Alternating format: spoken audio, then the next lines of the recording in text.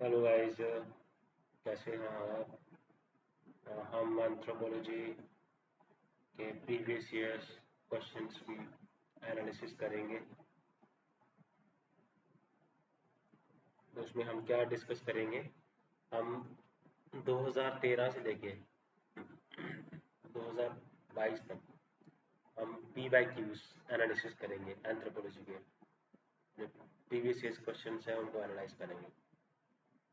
तो अगर हम बात करें सिलेबस की, तो एंथ्रोपोलॉजी पेपर 1 का सिलेबस अगर हम देखें, ओके, तो क्या सिलेबस है एंथ्रोपोलॉजी पेपर 1 का? Let us C.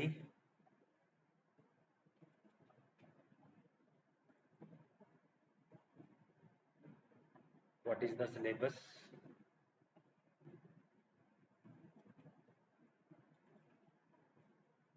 ऑफ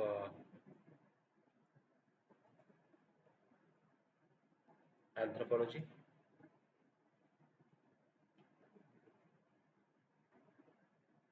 देखो, सिलेबस के कंटेंट को पढ़ना कितना एफिशिएंट है, कितना इम्पोर्टेंट है। क्योंकि जब आपको सिलेबस के कंटेंट, आपके टिप्स भी होंगे, तो आप समझ सकोगे कि सिलेबस क्या है, हमें क्या क्या हमें पढ़ना है, और क्या हमारी बाउंड्री होएगी, कहाँ से क्या पढ़ना है, वो हमारा आ जाता है सोर्स में। सिलेबस के अकॉर्डिंग ही आप सोर्स को रेफर करते हैं, आपको रेफर करना है। तो सिलेबस का कंटेंट का एनालिसिस करना बहुत ही ज़रूरी है, ओके। और साथ साथ में आपको पी वाई क्यूज़ का एनालिसिस भी करना होगा, ओके। तो हम देखते हैं ये क्या क्या पी वाई क्यूज़ में क्या क्या क्वेश्चंस, कहाँ कहाँ से क्या क्या क्वेश्चंस आए गए हैं। हम बात करते हैं चैप्टर 1.1, 1.2 एंड 1.3, ओके। चैप्टर 1.1, 1.2 और 1.3, ओके। तो 1.1 में हमें पढ़ने को मिलेगा कि एंथ्रोपोलॉजी क्या है, उसका मतलब क्या है, उसकी स्कोप क्या है, और डेवलपमेंट एंथ्रोपोलॉजी किस प्रकार हुई। ये आता है हमारा 1.1 में। पेपर 1 में 1.1 में क्या क्या आएगा? मीनिंग, स्कोप और डेवलपमेंट कैसे हुई एंथ्रोपोलॉजी। और पेपर 1 में 1.2 हम देखें, रेफर करें, तो उसमें क्या आता है कि रिलेशनशिप क्या है दूसरे डिसिप्लिन के साथ, जैसे सोशल साइंस हो गया, बिहेवियरल साइंस हो गया, लाइफ साइंस हो गया, मेडिकल साइंस हो गया, ह्यूमैनिटीज हमारे सब्जेक्ट्स हैं, अर्थ साइंसेस हैं। तो एंथ्रोपोलॉजी हम जो पढ़ रहे हैं उनका बाकी सब्जेक्ट्स के साथ, बाकी डिसिप्लिन के साथ कैसा रिलेशन है। हम बात कर लें सोशल साइंसेस की, तो सोशल साइंसेस के साथ इसकी क्या सिमिलरिटीज़ हैं, क्या डिसिमिलरिटीज़। हम बात करेंगे बिहेवियरल साइंसेस की, तो बिहेवियरल साइंसेस में रिलेशंस, सिमिलरिटीज़ और डिसिमिलरिटीज़ दोनों को हम स्टडी करेंगे, सोशल साइंसेस में भी और बिहेवियरल साइंसेस में भी। और उसके बाद आता है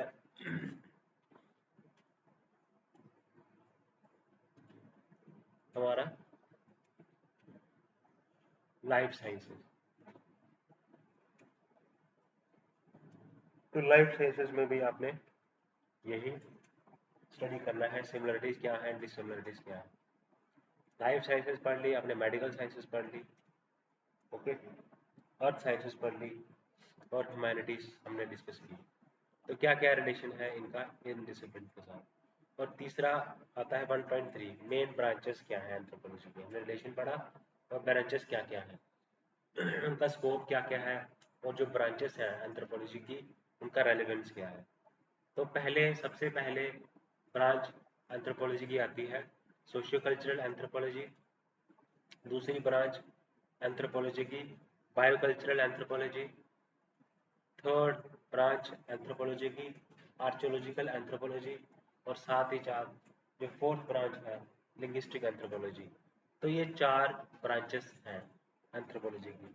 लिंग्विस्टिक एंथ्रोपोलॉजी है, सोशियो कल्चरल एंथ्रोपोलॉजी है, बायोलॉजिकल एंथ्रोपोलॉजी है एंड आर्कियोलॉजिकल एंथ्रोपोलॉजी है।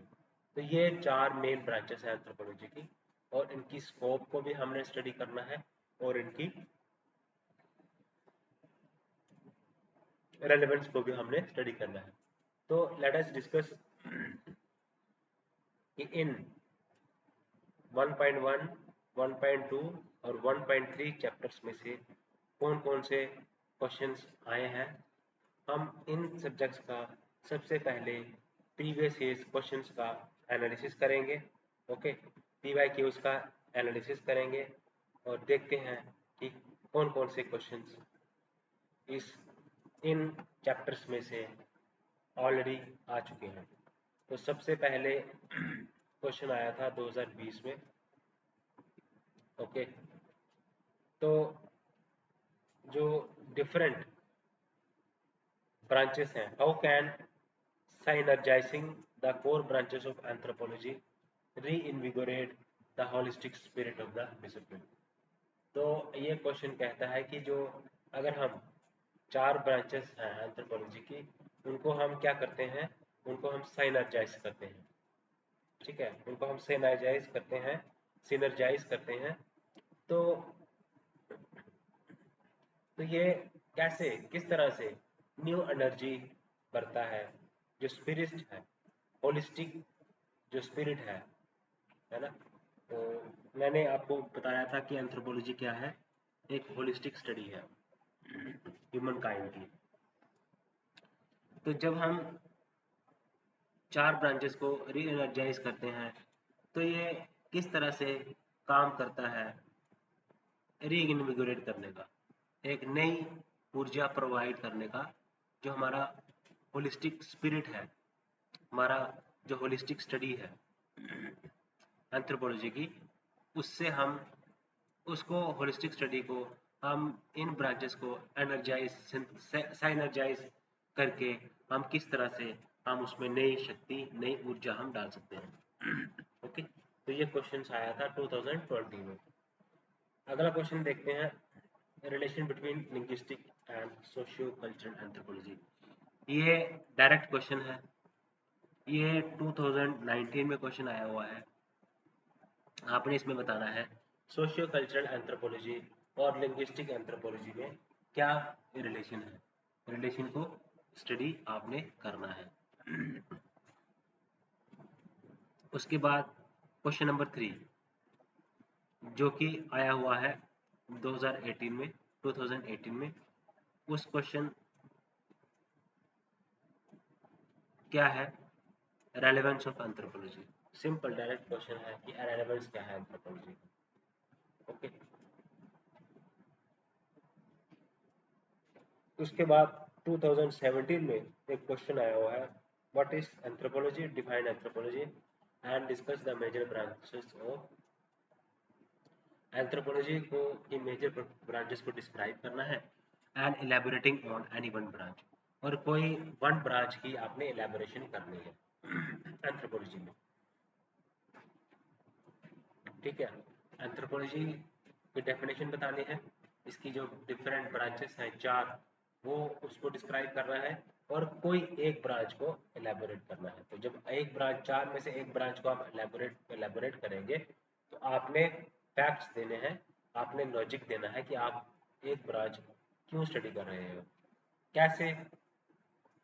अगर हम एक ब्रांच की स्टडी कर लेते हैं तो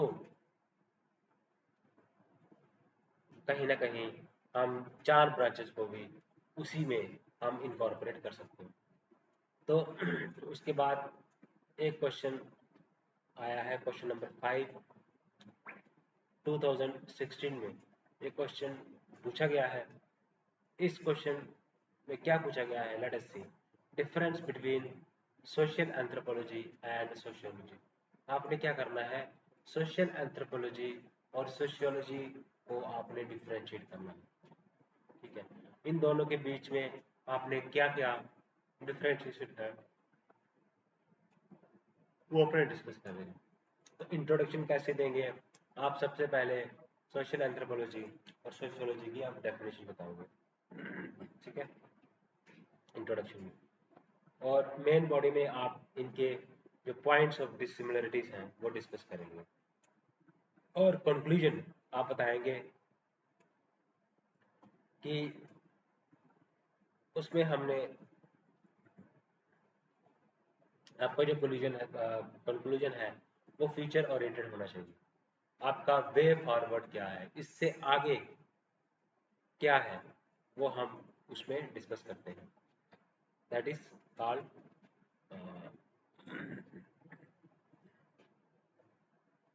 कंक्लूजन। देन उसके बाद आर्कियोलॉजिकल एंथ्रोपोलॉजी क्वेश्चन नंबर 6 2015 में पूछा गया है। तो सीधा डायरेक्ट क्वेश्चन है आर्कियोलॉजिकल एंथ्रोपोलॉजी क्या है।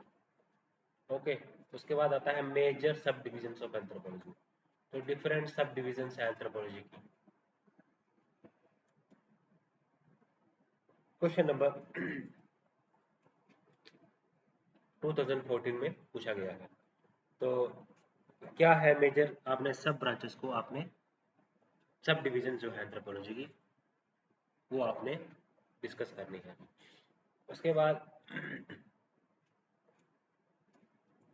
अगला क्वेश्चन आपको देखने को मिलेगा, इसमें हम रिलेशनशिप भी स्टडी करेंगे, मीनिंग भी स्टडी करेंगे, स्कोप भी स्टडी करेंगे। तो उसके बाद आपने देखना है कि हमने किस तरह से critically examine the role of anthropology in contemporary India. आपने बताना है कि कंटेम्प्रेरी इंडिया में एंथ्रोपोलॉजी का रोल को आपने क्रिटिकली एग्जामिन करना है। क्रिटिकली आप किस तरह से एग्जामिन करेंगे वो आपने बताना है इस आंसर में, कि आपने जो रोल है एंथ्रोपोलॉजी का कंटेम्प्रेरी इंडिया में उसको आपने क्रिटिकली एग्जामिन करना है। ओके, उसके बाद क्वेश्चन नंबर 9 है जो कि 2013 में पूछा गया था। वो क्वेश्चन क्या था, हम देखते हैं इस क्वेश्चन में। Let us see what is the question and let us try to answer that question. How do you situate anthropology in social sciences. आप सोशल साइंसेस में एंथ्रोपोलॉजी को आप कहाँ सिचुएट करेंगे, किस पॉइंट पे आप सिचुएट करेंगे सोशल साइंसेस में। तो ये क्वेश्चन पूछा गया है। क्वेश्चन सिंपल है, डिफिकल्ट नहीं है, बट अगर आपने होलिस्टिक स्टडी की है, अगर आपने कंटेंट एनालिसिस किया है पेपर 1 का, और आपने रेलेवेंट सोर्सेस जो स्टैंडर्ड बुक्स आपने रेफर की है, और आपके कॉन्सेप्चुअल क्लैरिटी आपकी आपने की हुई है, कर रखी है, तो आप इन सारे क्वेश्चंस को आप इजीली आंसर कर सकते हो। और आंसर आपने करना है वर्ड लिमिट में, और आपका आंसर यूनिक होना चाहिए।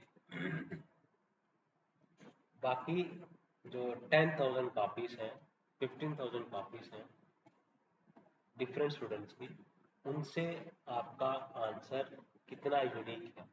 देखो सिमिलर चीज़ें तो सब लिखते हैं, आपका सिमिलरिटी में के साथ साथ आपने उसमें क्या वैल्यू एडिशन की हुई है, केस स्टडीज कौन सी कोड की हुई है, एग्जाम्पल्स कौन सी कोड की हुई है, आपने जो एड्रेस जो क्वेश्चंस की डिमांड है वो आपने एड्रेस किया हुआ है अगर अच्छे से, तो आपको गुड मार्क्स आपको एंथ्रोपोलॉजी में लेने से कोई नहीं रोक सकता। उसके बाद क्वेश्चन नंबर 10 देखें। 2013 में क्वेश्चन ये पूछा गया है, और क्वेश्चन का नाम है लिंग्विस्टिक एंथ्रोपोलॉजी। तो क्या है लिंग्विस्टिक एंथ्रोपोलॉजी। लिंग्विस्टिक एंथ्रोपोलॉजी को हमने डिस्क्राइब करना है, डिफाइन करना है। ओके। उसके बाद आता है हमारा कि difference between economics and economic anthropology. तो ये क्वेश्चंस 2013 में it was asked in 2013, and what was that question? Difference between economics and economic anthropology। तो आपने पॉइंट्स ऑफ डिफरेंशिएशन बताना है आपने इकोनॉमिक्स पे और इकोनॉमिक एंथ्रोपोलॉजी में। ओके, हमने देखो हमने डिस्कस करा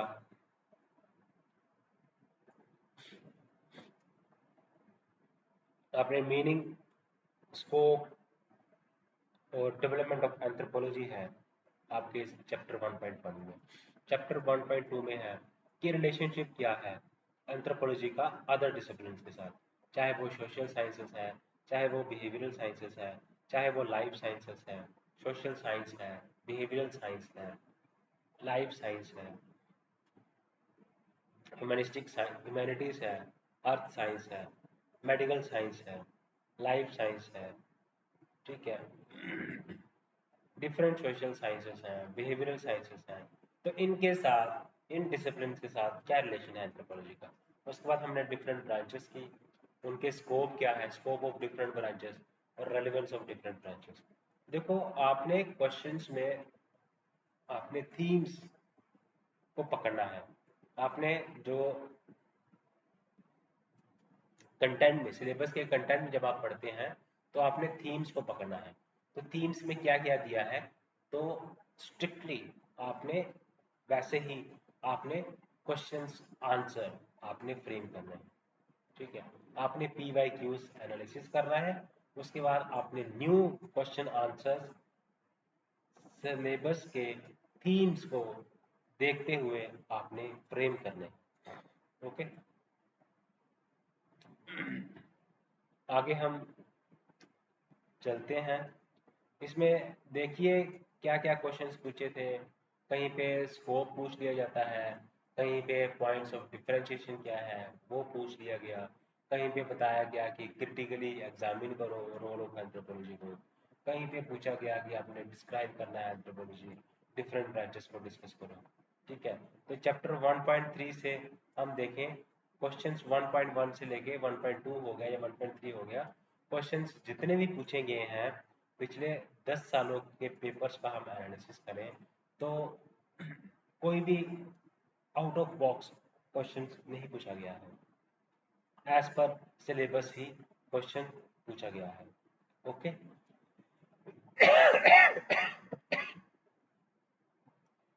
उसके बाद हम आगे देखते हैं, ओके। तो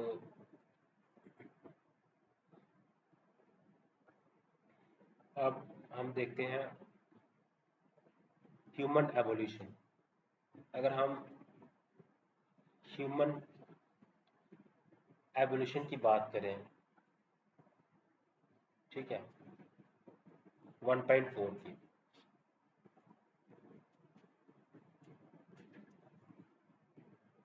तो 1.4 को अगर हम देखते हैं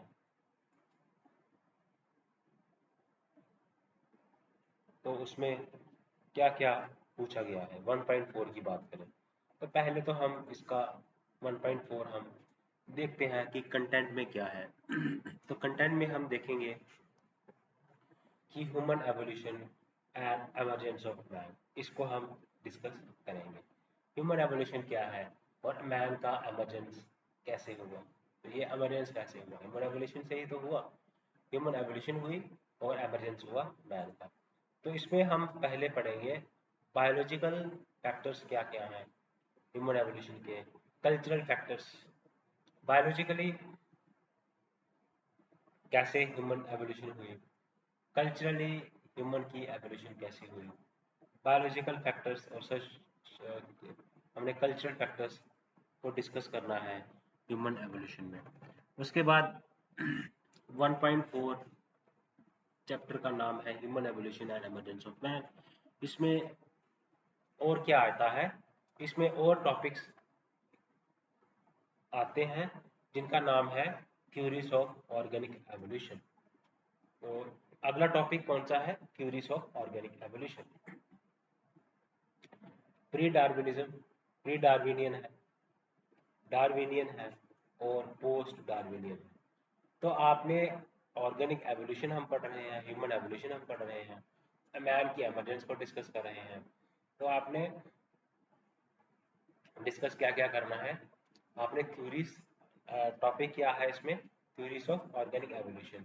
इसमें आपने प्री डार्विनियन थ्योरी को डिस्कस करना है, आपने डार्विनियन थ्योरी को डिस्कस करना है, आपने पोस्ट डार्विनियन थ्योरी को भी आपने डिस्कस करना है। ठीक है, नेक्स्ट क्वेश्चन, नेक्स्ट टॉपिक्स क्या है? Synthetic theory of evolution. तो this is the next content of syllabus, anthropology syllabus. तो सिंथेटिक थ्योरी ऑफ एवोल्यूशन ये हमने पढ़ना है। Brief outlines of terms and concepts of evolutionary biology हमने पढ़नी है। ओके,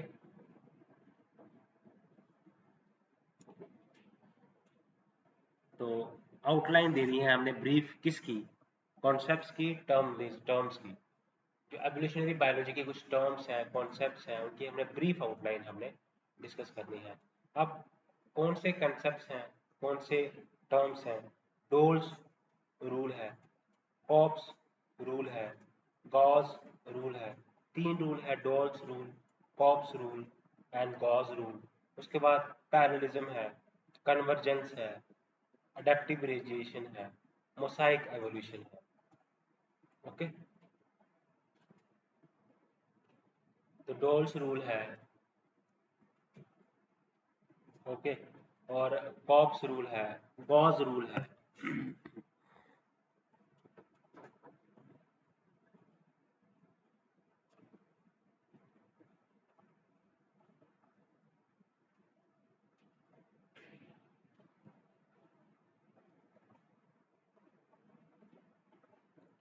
ओके, तो ये हमने आप यहाँ पे डिस्कस करना है। Doles rule, pops rule, Gauss rule, parallelism, convergence, adaptive radiation and mosaic evolution. तो ये हमारा चैप्टर 1.4 यहाँ पे कंप्लीट होता है। तो हमने चैप्टर 1.4 में हमने स्टडी किया, कंटेंट को स्टडी किया, कौन कौन से टॉपिक्स कवर्ड किए गए हैं चैप्टर 1.4 में। ह्यूमन जो कि एवोल्यूशन का चैप्टर है, किस तरह से ह्यूमन की एवोल्यूशन हुई और एमरजेंस हमारा किस तरह से हुआ। इसमें बायोलॉजिकल कल्चरल फैक्टर्स को डिस्कस किया, थ्योरीज को डिस्कस किया, सिंथेटिक थ्योरीज को डिस्कस किया, जो डिफरेंट एवोल्यूशनरी बायोलॉजी है, क्योंकि हम इस ये चैप्टर ही एवोल्यूशनरी बायोलॉजी का है, ह्यूमन एवोल्यूशन का है। तो इसमें कॉन्सेप्ट्स भी आते हैं, डोल्स रूल आता है, कॉप्स रूल आता है, गॉस रूल आता है, पैरेललिज्म आता है, कन्वर्जेंस आता है, अडेप्टिव रेडिएशन आता है और मोसाइक एवोल्यूशन आता है। अब हम देखते हैं चैप्टर 1.1 कि हम चैप्टर 1.4 का, चैप्टर 1.1 से लेकर 1.3 का हमने पी बाई क्यूज एनालिसिस किया पिछले 2013 से। अब चैप्टर 1.4 का हम पी बाई क्यूज एनालिसिस करते हैं। ओके, चैप्टर 1.4 का हम पी बाई क्यूज एनालिसिस करते हैं। तो क्या पूछा गया है हमें? क्वेश्चन पूछा गया है, इलुसिडेट between how Darwin and post-Darwin theories of evolution resulted in the development of synthetic theory of evolution। तो आपको जब कंटेंट का एनालिसिस पता होएगा तो आप कंटेंट में से दो टॉपिक्स को रिलेट कर सकते हैं और आपको आना चाहिए। और यूपीएससी दो कंटेंट्स को, दो थीम्स को उठाता है सिलेबस में से और बोल देता है कि आपने इन थ्योरीज को रिलेट करने के लिए बोल देता है। जैसे यहाँ पे तीन ब्रॉड थीम्स हैं, Darwin theory, post Darwin theory और सिंथेटिक थ्योरी। तो कहा है कि किस तरह से डार्विन थ्योरी और पोस्ट डार्विन थ्योरी जो थी एवोल्यूशन की, वो किस तरह से लेके चली गई रिजल्ट, वो किस तरह से उसने जो है वो डेवलपमेंट कर दी सिंथेटिक थ्योरी ऑफ एवोल्यूशन की। ठीक है, कहने का मतलब है सिंथेटिक थ्योरी ऑफ एवोल्यूशन की जो डेवलपमेंट हुई है उसमें रो डार्विन और post Darwin theories of evolution का क्या रोल है, किस तरह से इन्होंने जो है इसके बाद जो है वो सिंथेटिक थ्योरी ऑफ एवोल्यूशन की डेवलपमेंट जो है पॉसिबल हो सकी, कैसे हो गई। ये क्वेश्चन पूछा गया था, क्वेश्चन नंबर 1 ये पूछा गया था 2020 में। उसके बाद देखो अडेप्टिव रेडिएशन, ये भी डायरेक्ट सिलेबस से क्वेश्चन है, थीम सिलेबस का कंटेंट से ये क्वेश्चन लिया हुआ है अडेप्टिव रेडिएशन, 2019 में पूछा था। उसके बाद देखो biological and cultural factors in human evolution, ये 2016 में पूछा था, बायोलॉजिकल एंड कल्चरल फैक्टर्स क्या क्या है ह्यूमन एवोल्यूशन में। उसके साथ ही बायोलॉजिकल एंड कल्चरल फैक्टर्स क्या हैं ह्यूमन एवोल्यूशन में, 2015 में पूछा। देखो 2015 में क्वेश्चन पूछा गया बायोलॉजिकल और cultural factors in human evolution, ये डायरेक्ट सिलेबस का क्वेश्चन है, ये डायरेक्ट थीम सिलेबस का कंटेंट उठाया हुआ है और उसको क्या कर दिया है और उसको बोल दिया है कि आपने क्या करना है, आपने फैक्टर्स को डिस्कस करना है।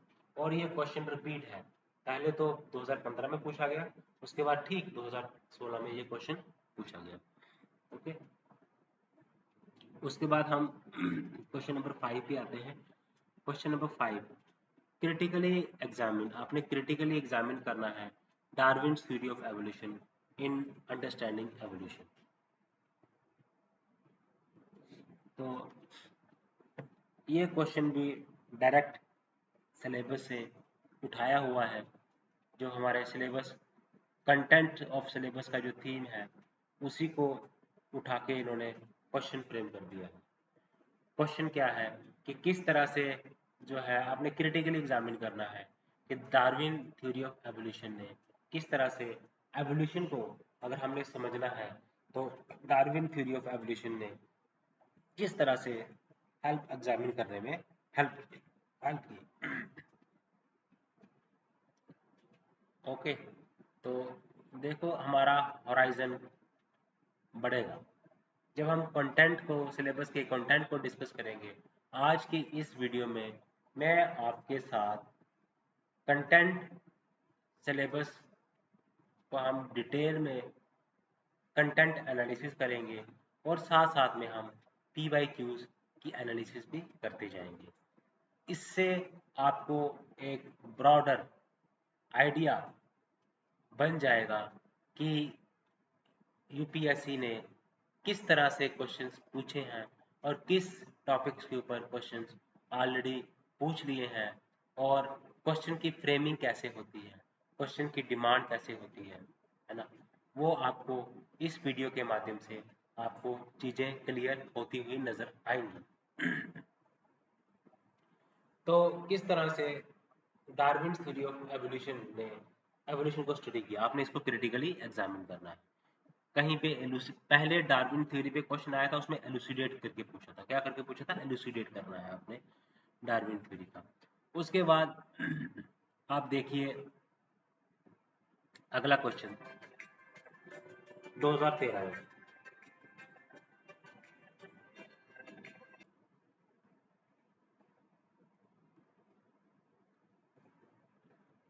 अगले क्वेश्चन पे चलते हैं। अगले क्वेश्चन में क्या पूछा हुआ है वो हम डिस्कस करते हैं।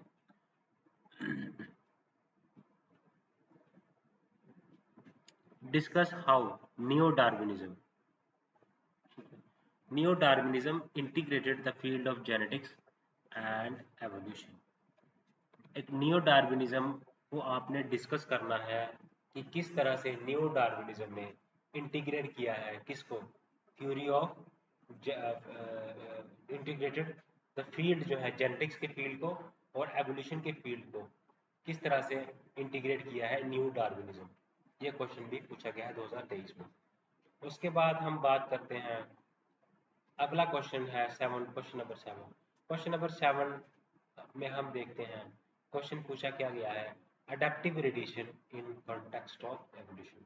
कि अडेप्टिव रेडिएशन को आपने डिस्कस करना है, डायरेक्ट सिलेबस का क्वेश्चन है। Adaptive radiation in the context of evolution आपने एक्सप्लेन करना है अडेप्टिव रेडिएशन को, ये 2012 में क्वेश्चन पूछा गया।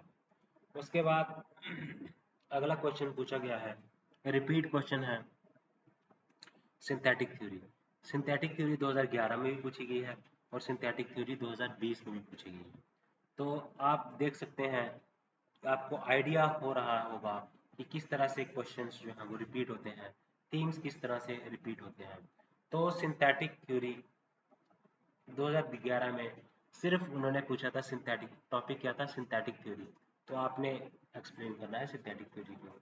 लेकिन 2020 में क्या क्वेश्चन पूछा था कि किस तरह से डार्विन और पोस्ट डार्विन थ्योरी है एवोल्यूशन में, उसने किस तरह से सिंथेटिक थ्योरी की डेवलपमेंट में उसने किस तरह से कंट्रीब्यूट किया, किस तरह से नियो डार्विनिज्म ने जो है वो इंटीग्रेट किया जेनेटिक्स को और एवोल्यूशन को। एडेप्टिव रेडिएशन को आपने एक्सप्लेन करना है, आपने सिंथेटिक थ्योरी को आपने एक्सप्लेन करना है। ओके उसके बाद फिर 2010 में repeat, critically examine synthetic theory of evolution. तो थीम वही है, क्वेश्चन की डिमांड अलग है। इस बार पूछ रहे हैं कि आपने क्रिटिकली एग्जामिन करना है synthetic theory of human evolution. तो थीम आप देख रहे होंगे, थीम्स रिपीट होते हैं। तो कई बार तो क्वेश्चन की सेम क्वेश्चन वैसे का वैसा ही क्वेश्चन सिलेबस में पूछा जाता है, और कई बार थीम सेम होता है पर क्वेश्चन की डिमांड अलग हो जाती है, डिफर हो जाती है। कभी पूछ लेते हैं आपने क्रिटिकली एग्जामिन करना है, कभी पूछ लेते हैं कि आपने डिस्क्राइब करना है, कभी आपको पूछते हैं एलुसिडेट करना है। ठीक है इस तरह से आप देखिए क्रिटिकली एग्जामिन क्वेश्चंस बड़ी बार सिलेबस में क्वेश्चन में यूपीएससी क्वेश्चन क्रिटिकली एग्जामिन करने के लिए कहती है। ओके तो अगला क्वेश्चन है क्वेश्चन नंबर 9। क्वेश्चन नंबर 9 की अगर हम बात करें तो हमने क्या किया, हमने क्रिटिकली एग्जामिन किया। क्वेश्चन क्या है, question is critically examine synthetic theory of human evolution. तो क्रिटिकली एग्जामिन एक एक एक कॉमन चीज है जो कि यूपीएससी बार बार पूछती है कि आपने क्रिटिकल एग्जामिन करना है। किसी भी टॉपिक का वो क्रिटिकल एग्जामिन करने के लिए बोल सकती है, एलुसिडेट करने के लिए वो बोल सकती है। ओके तो क्वेश्चन नंबर 9 क्या था कि आपने सिंथेटिक थ्योरी ऑफ एवोल्यूशन को क्रिटिकल एग्जामिन करना। तो देखो सिंथेटिक थ्योरी ऑफ एवोल्यूशन, अगर हम इसकी जो थीम है तो ये करीब करीब 2020 में भी पूछा गया है इस थीम पे क्वेश्चन। ओके और उसके बाद 2011 में भी पूछा गया है। ठीक है और उसके बाद सेम सिंथेटिक थ्योरी पे 2010 में भी क्वेश्चन पूछा गया है। तो 3 बार इस ब्रॉडर थीम पे क्वेश्चन पूछा जा चुका है। ओके थीम तो सेम है, क्वेश्चंस की डिमांड अलग अलग है। कहीं पे सिंपल कहा गया है कि आपने कहीं पे पूछा गया है कि डार्विन थ्योरी ने किस तरह से सिंथेटिक थ्योरी ऑफ एवोल्यूशन के बाद इसकी डेवलपमेंट हो गई, और एवोल्यूशन करना है हमें क्रिटिकल एग्जामिन करना है। कहीं पे आपको दूसरी थ्योरीज के साथ रिलेट करने के लिए बोल दिया जाता है, कहीं पे आपको स्टैंड अलोन उसी थ्योरी को आपने डिस्कस करना के लिए आपको पूछ दिया जाता है। ओके गाइस तो ये था चैप्टर 1.6 सॉरी 1.4। तो हम कंटेंट इस बार एक बार फिर हम देख लेते हैं, human evolution and emergence of man. Okay तो इसमें हमने बायोलॉजिकल और कल्चरल फैक्टर्स हमने स्टडी किए ह्यूमन एवोल्यूशन के, हमने थ्योरीज जो है एवोल्यूशन की वो डिस्कस करनी है। तो इसमें थ्योरीज को आपस में ये रिलेट करने के लिए भी बोल सकता है, क्रिटिकल एग्जामिन करने के लिए भी बोल सकता है। उसके बाद सिंथेटिक थ्योरी ऑफ एवोल्यूशन आती है। तो सिंथेटिक थ्योरी ऑफ एवोल्यूशन एक इम्पॉर्टेंट टॉपिक है, बड़ी बार क्वेश्चन इस पे आया हुआ है। उसके बाद आपका जो ब्रीफ आउटलाइन है concepts of evolutionary biology, Dollo's rule, Cope's rule, Gause's rule, adaptive radiation, mosaic evolution, parallelism, convergence. तो ये हमारे कुछ एवोल्यूशनरी बायोलॉजी के कुछ टर्म्स एंड कॉन्सेप्ट्स हैं। कितने हैं? 1 2 3 4 5 6 7 जो कॉन्सेप्ट्स हैं, टर्म्स हैं, इनको भी आपने ब्रीफली क्या करना है, इनकी आउटलाइन आपने समझनी है, आपने लिखनी है। ठीक है। उसके बाद आते हैं हम चैप्टर 1.5 पे। चैप्टर 1.5 को हम देखते हैं।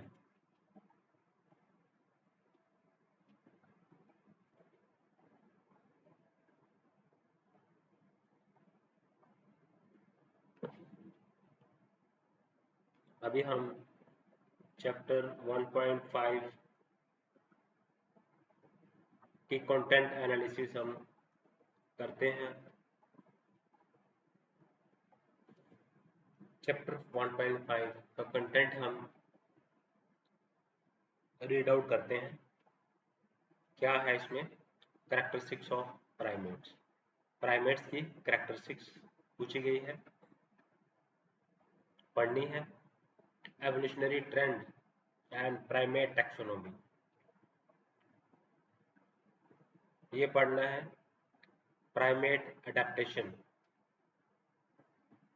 जिसमें आर्बोरियल और टेरेस्ट्रियल अडेप्टेशंस आती हैं, वो डिस्कस करनी है। प्राइमेट टैक्सोनॉमी को पढ़ना है। एवोल्यूशनरी ट्रेंड, प्राइमेट्स का हम पढ़ रहे हैं, एवोल्यूशनरी ट्रेंड है सिलेबस में, और प्राइमेट टैक्सोनॉमी सिलेबस में है, इनके टैक्सोनॉमी को पढ़ना है। उसके बाद प्राइमेट की अडेप्टेशन,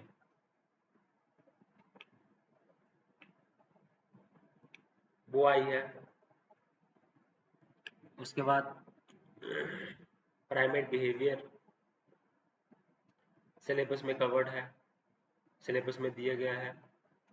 उसके बाद tertiary and quaternary fossil primates syllabus में टॉपिक है। Living major primate next topic है सिलेबस में।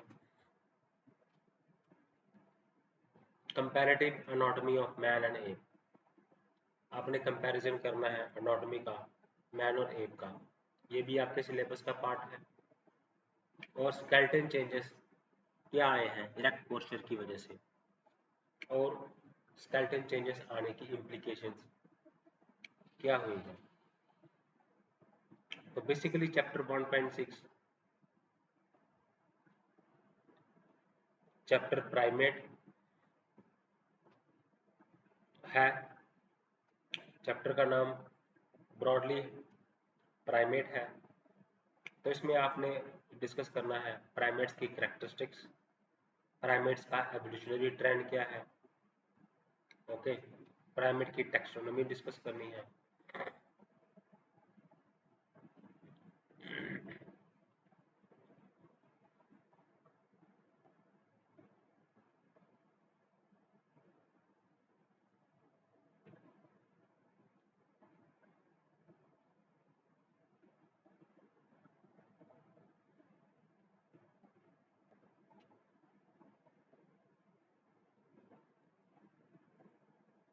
इसमें प्राइमेट की अडेप्टेशन को आपने डिस्कस करना है।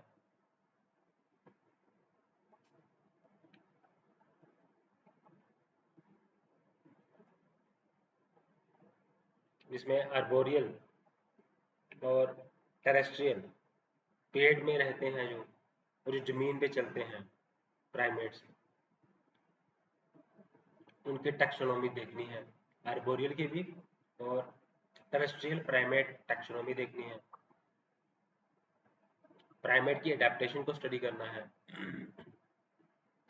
प्राइमेट के बिहेवियर को स्टडी करना है, उनकी अडेप्टेशन को स्टडी करना है, उनकी टैक्सोनॉमी को स्टडी करना है। और टर्शरी पीरियड और क्वाटरनरी पीरियड के जो फॉसिल प्राइमेट्स हैं, उनके बारे में टॉपिक है। लिविंग मेजर प्राइमेट, ये भी एक टॉपिक है।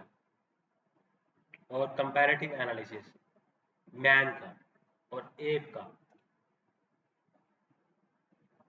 कंपैरिजन करना है आपने, ये भी सिलेबस का पार्ट है। Skeleton changes due to erect posture and implication, ये टॉपिक भी सिलेबस में इंक्लूडेड है।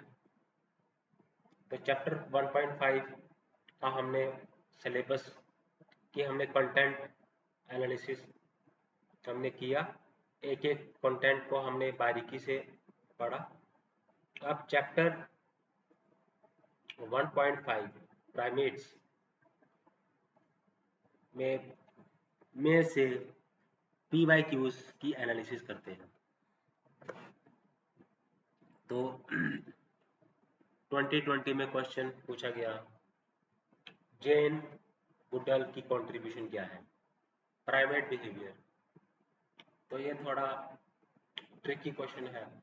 प्राइमेट बिहेवियर आपके सिलेबस में है, ओके।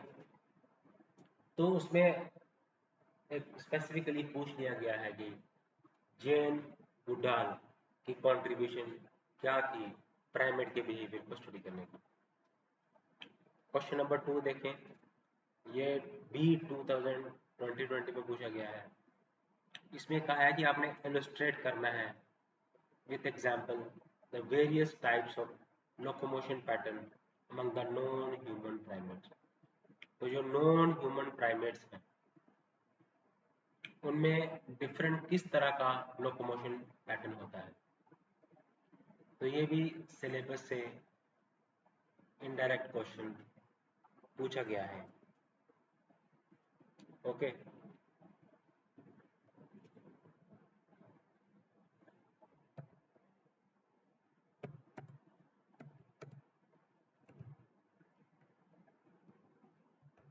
तो इलुस्ट्रेट,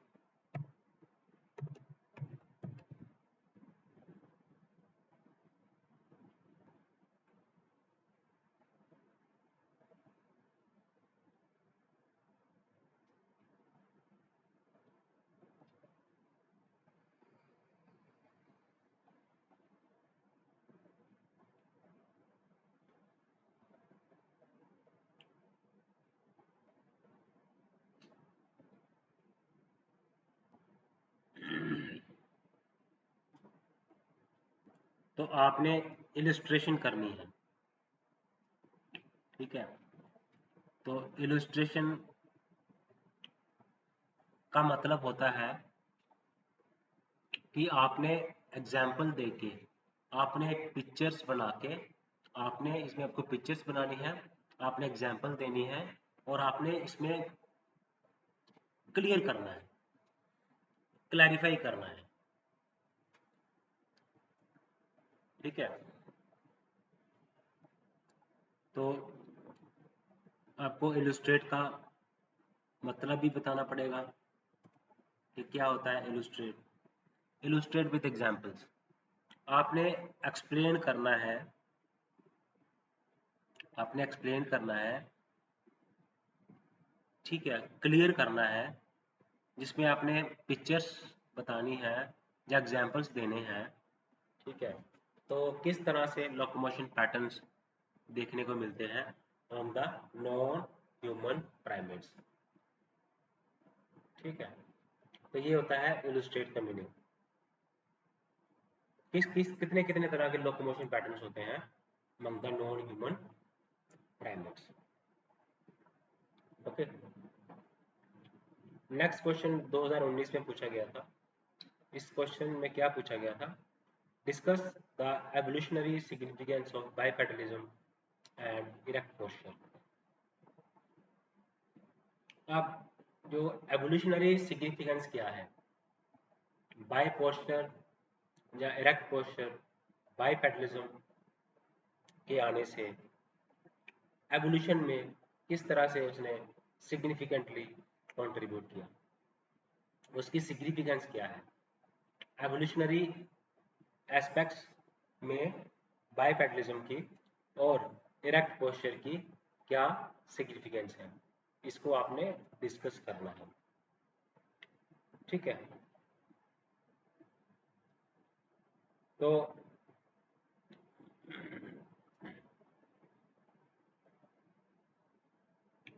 आप आप जो कहना चाहते हैं, आप जो बताना चाहते हैं, उसको आप एग्जाम्पल के ज़रिए आप क्लियर कीजिए, आप उसको डायग्राम के ज़रिए क्लियर कीजिए, आप उसको स्टोरी के ज़रिए क्लियर कीजिए। ठीक है, तो आपने किसी चीज़ को क्लियर करना है, मीनिंग, किसी चीज़ की मीनिंग को क्लियर करना है, आपने किसी चीज़ को एक्सप्लेन करना है या किसी चीज़ को क्लैरिफाई करना है, तो आपने एग्जाम्पल से करना है, तो आपने डायग्राम से करना है, पिक्चर से करना है, आपने किसी चीज़ को क्लैरिफाई करना है या एक्सप्लेन करना है, तो उसको हम क्या बोलते हैं, इलस्ट्रेट। ओके।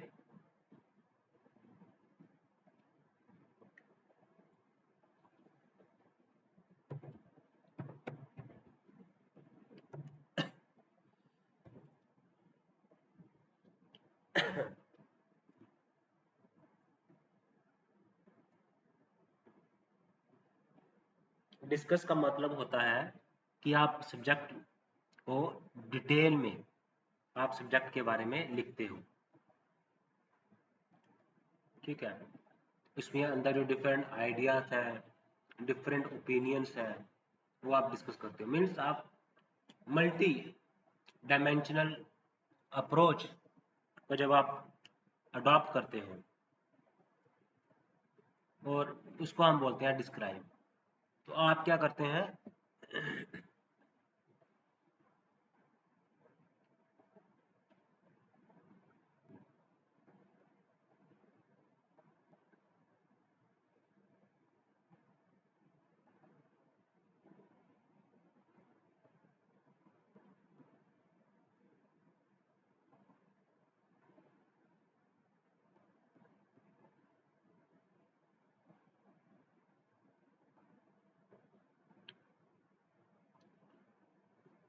आप डिफरेंट आइडियाज को, आपके जो डिफरेंट ओपिनियंस हैं, है ना, डिफरेंट ओपिनियंस, डिफरेंट आइडियाज को आप सब्जेक्ट में डिटेल में बताते हो। आप डिटेल में जब कोई चीज़ें एक्सप्लेन करते हो, उसको बोलते हैं हम डिस्कस करना। Different opinions, different ideas. ठीक है, तो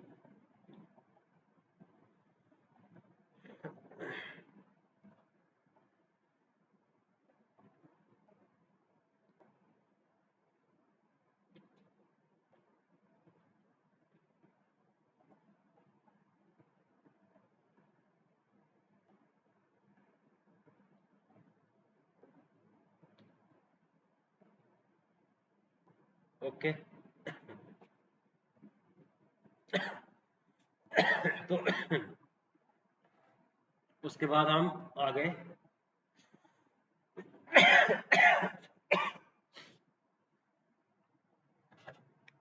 हमने एवोल्यूशनरी सिग्निफिकेंस जो है बाइपेडलिज्म का और इरेक्ट पोस्चर का सिग्निफिकेंस को एक्सप्लेन किया। उसके बाद 2018 में एक और क्वेश्चन पूछा गया। इस क्वेश्चन का नाम था discuss the biological changes that made human beings capable of making culture. तो 2018 में आपने डिफरेंट आइडियाज और डिफरेंट व्यूज को आपने एक्सप्लेन करना है, ओपिनियंस को एक्सप्लेन करना है। क्वेश्चन क्या है, तो क्या क्या बायोलॉजिकल चेंजेस आए, ठीक है, और जिसने कैपेबल बना दिया ह्यूमन बींग्स को, किसके लिए, कल्चर को बनाने के लिए। क्या क्या बायोलॉजिकल चेंजेस आए that made human beings capable of making culture. Okay, easy question है। आप इसमें डिस्कस कर सकते हो, ब्रेन की डेवलपमेंट हुई, मोशन क्वाड्रूपेडलिज्म से बाइपेडलिज्म में हम आगे।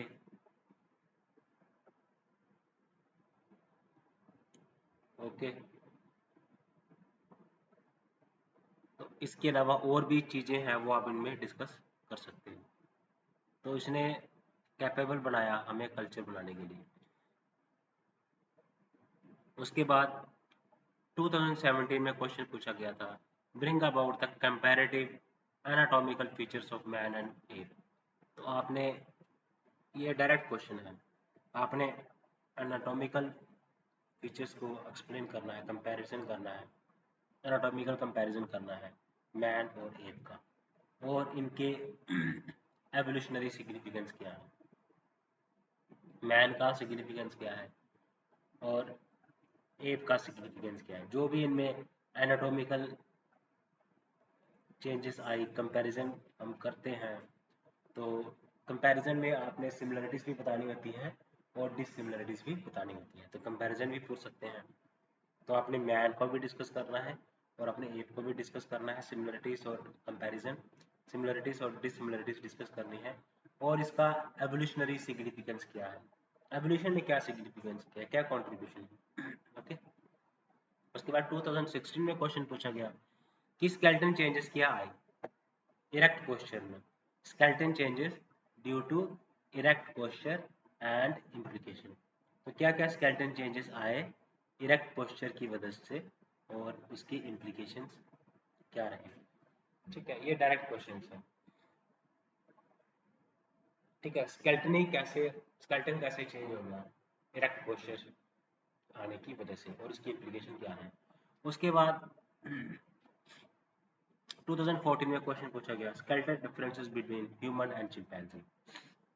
ह्यूमन एंड चिंपैंजी का आपको स्केलेटन डिफरेंसेस आपको पूछा गया है। ह्यूमन और एप का पूछ सकते हैं, ह्यूमन और चिंपैंजी का पूछ सकते हैं, कंपैरिजन पूछ सकते हैं, एनाटॉमिकल फीचर्स पूछ सकते हैं, डिफरेंस पूछ सकते हैं। उसके बाद क्वेश्चन नंबर 2013 में क्वेश्चन पूछा गया, 2013 में role of climatology in anthropological studies. तो प्राइमेटोलॉजी का क्या रोल था एंथ्रोपोलॉजी स्टडीज में, किस तरह से प्राइमेटोलॉजी ने कंट्रीब्यूट किया एंथ्रोपोलॉजिकल स्टडीज में, अपने रोल में डिस्कस आपने करना है। उसके बाद आपने 2012 में पूछा गया, कंपेयर करना है और कंट्रास्ट करना है the skull of gorilla and man. देखो, चिंपांजी पे क्वेश्चन आया, मैन पे क्वेश्चन आया, गोरिल्ला पे क्वेश्चन आया, ए पे क्वेश्चन आया। तो कंपेयर करना है, कॉन्ट्रास्ट करना है किसमें, जो स्कल है, एनाटॉमिकल फीचर्स हैं गोरिल्ला और मैन का। तो man is a primate, question number 11 में पूछा था man is a primate discuss. तो किस तरह से मैन जो है वो प्राइमेट है वो आपने डिस्कस करना है। ओके। अब 2010 में एक क्वेश्चन पूछा गया था, what are the major craniophacial changes that occurred during hominid evolution। Hominid की जब एवोल्यूशन हुई तो उसमें क्रैनियोफेशियल चेंजेस आपको क्या देखने को मिले। ठीक है, क्रेनियल कैपेसिटी में क्या चेंजेस मिले, क्रेनियल फीचर्स हमें क्या देखने को मिले, फेशियल फीचर्स हमें क्या देखने को मिले, चेंजेस देखने को मिले जब क्या हुआ, जो कि होमिनिड की एवोल्यूशन है। होमिनिड की एवोल्यूशन में फेशियल फीचर्स और क्रेनियल फीचर्स को आपने डिस्कस करना है। Okay guys.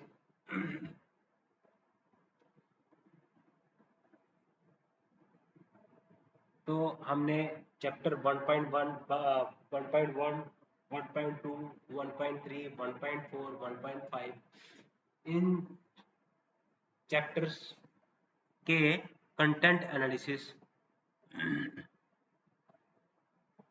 को हमने किया, हमने सिलेबस को एनालाइज किया और हमने PYQs को हमने डिटेल्ड में हमने PYQs का एनालिसिस किया, डिस्कस किया, हमने PYQs को हमने डिटेल में डिस्कस किया।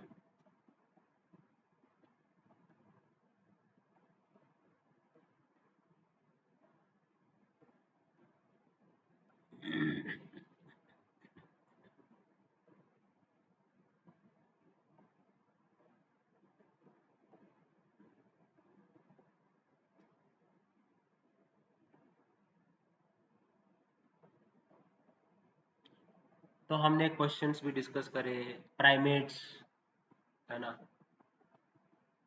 एवोल्यूशन, मीनिंग, स्कोप, क्या क्या टॉपिक पूछे गए, कंपैरिजन क्या पूछा गया, इलुस्ट्रेट करने के लिए कहा गया, इलुसिडेट करने के लिए कहा गया, डिस्कस करने के लिए कहा गया, कंपेयर करने के लिए कहा गया, है ना। तो बायोलॉजिकल चेंजेस क्या क्या है जिससे इंसान कैपेबल हो गए कल्चर के लिए, है ना।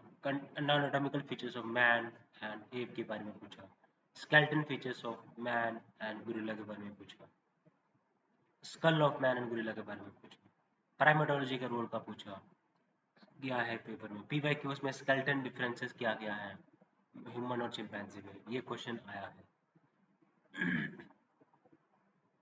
ठीक है, तो आई बाइपेडलिज्म से discuss the evolutionary significance of bipedalism and erect posture. ये क्वेश्चन 2019 में आया। तो illustrate with example, आपने illustrate किया various types of locomotion patterns among the non-human primates। non-human primates में locomotion pattern को हमने डिस्कस करा। तो ये चेंजेस हमें, ये क्वेश्चंस हमें पीवाईक्यूज हमें देखने को मिले। ओके गाइस, तो इस वीडियो में हम यहाँ तक ही देखते हैं, नेक्स्ट वीडियो में इससे आगे डिस्कस करते हैं गाइस। चैनल को लाइक करें, सब्सक्राइब करें, शेयर करें।